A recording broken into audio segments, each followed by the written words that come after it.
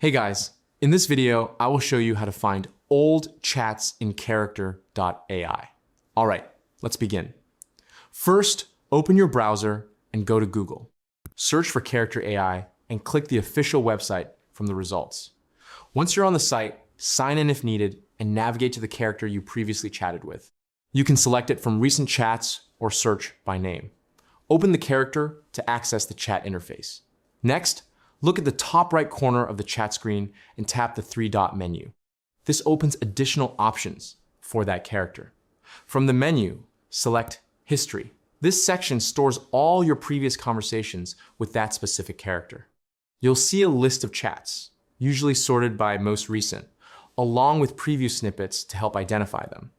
Scroll through the list and select the conversation you want. It will open fully, allowing you to read or continue the chat. Repeat the process for other chats if needed. So that's basically how you can find old chats in character.ai. That's it for this video. Thanks.